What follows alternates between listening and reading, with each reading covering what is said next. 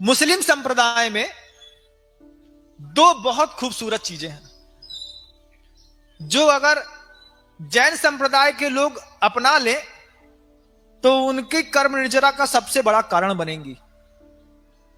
दो बहुत खूबसूरत बातें मुस्लिम संप्रदाय में क्या है महाराज?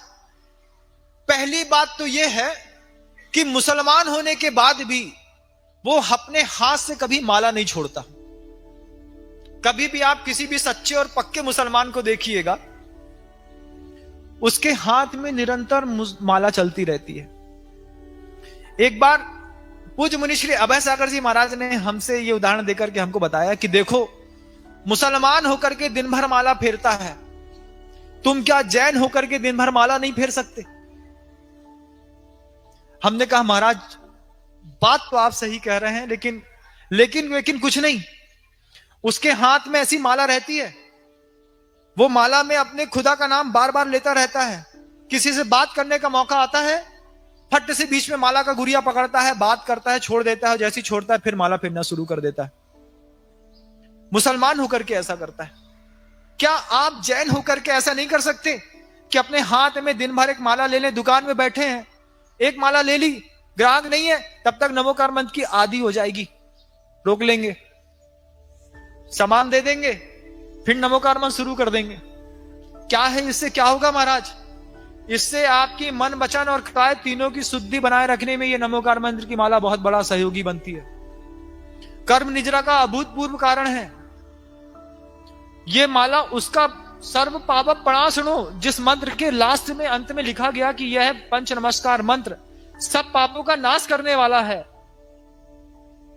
माला नहीं फेर सकते? कर सकते हैं महाराज, फिर करते क्यों नहीं? क्या बताएं महाराज, जब भी फुर्सत मिलती है तो व्हाट्सएप खोल लेते हैं, इंस्टाग्राम चैट बुक चलाने लगते हैं। ये माला का तो उपदेश आप पहली बार दे रहे हैं, आप पहली बार समझा रहे कि मुसलमान माला फेरता है, आपको भी फेरनी चाहिए, लेकिन अभी तक तो हमारी आदत उसके पड़ गई। मोहिन समृतम ज्ञानम स्वभावम लभते नहीं। कितना बर्बाद करोगे अपने आप को, तुम खुद बताओ। जो काम तुम कर सकते हो, अपनी स्थिति में रह करके कर सकते हो, तुम वो भी नहीं करना चाहते। ये मोह है, अज्ञान है, वासना है, क्या है ये? बोले ना ये मोह है, ना अज्ञान है, ना वासना है, ये तुम्हारा नैतिक स्तर का जघन्यतम अपराध है। और दूसरी एक बहुत खूबसूरत बात है मुस्लिम संप्रदाय में बंधुओं, वो ये है कि उनके यहां उनके मौलवी आए या ना आए, साधु संत उनके आए या ना आए, कोई प्रवचन सभा हो या ना हो, उनके यहां एक तबलीगी जमात चलती है। क्या करते हैं उन लोग? 4, 5, 6 लोगों का ग्रुप बना लेते हैं और ग्रुप बना करके, मान लीजिए उनका प्रभाव उनके नगर में है, तो वो अपने ही नगर में उन मुसलमानों के पास जाकर के बात करते हैं, आदाब करेंगे, बात करेंगे। अरे आप बहुत दिन से नमाज में नहीं आए, आप बहुत दिन से जुम्मा की नमाज आपने नहीं दी, बहुत दिन से आप कोई तकरीर पढ़ने नहीं आ रहे हैं, आयत सुनने नहीं आ रहे हैं, आपको आना चाहिए। तो 4-5 लोग इकट्ठे हो जाते हैं और एक एक घर में एक एक मुसलमान के यहां जाकर के उसको समझाते हैं, कन्वेंस करते हैं कि तुमको मस्जिद आना तुम्हारा फर्ज है, तुमको आना चाहिए। हमारे जैन संप्रदाय में किसी को फुर्सत नहीं है कि वो यहां पर किसी को उठ करके, भैया फुर्सत है, सामने वाले के घर में परिस्थितियां प्रतिकूल हैं कि हम जाकर के समझाएं, भैया थोड़ा शांति धारा कर लो, घर के अंदर आकर के अभिषेक कर लिया करो, पूजा कर लिया करो।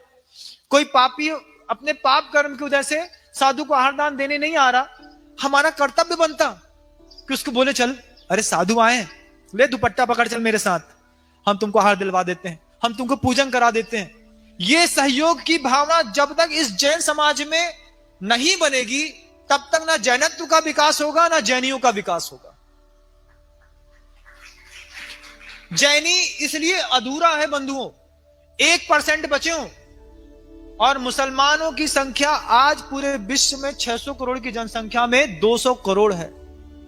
उन 200 करोड़ की जनसंख्या के बीच में उनकी नैतिक आचार संहिता कैसी भी हो, लेकिन धार्मिक आचार संहिता कितनी खूबसूरत है। इस दो खूबसूरती को देखिए कि दिन भर हाथ में माला चलती है और जैसे ही मौका मिलता है 4 लोग इकट्ठे होते हैं और उस व्यक्ति को टारगेट बना लेते हैं जो कभी मस्जिद नहीं आता।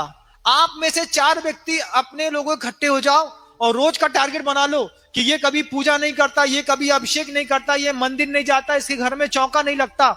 माँ बहनें नियम बना ले कि इसके घर में जीवन में कभी चौका नहीं लगा, मेरे 25 साल देखते देखते, चल तेरे घर में हम आके चौका लगा लेते हैं, तू आत्रो आत्रो करके साधु को आहार दान दे ले और अपने कर्म की निर्जरा कर ले। जब तक साधर्मी बात्सल्य इस तरीके का आप लोगों के जीवन में नहीं आएगा, ये जैनत्व आज 1% बचा है बंधुओं, आने वाले सदियों में ये 1% भी नहीं बचेगा। कितनी कट्टरता है उस धर्म में अपने धर्म को लेकर के, और इतने ही फ्लेक्सिबिलिटी हमने अपनी लाइफ स्टाइल में, अपने कॉन्स्टिट्यूशन और अपने इनको लेकर के कर ली है कि हम हर चीज से कॉम्प्रोमाइज करना सीख गए।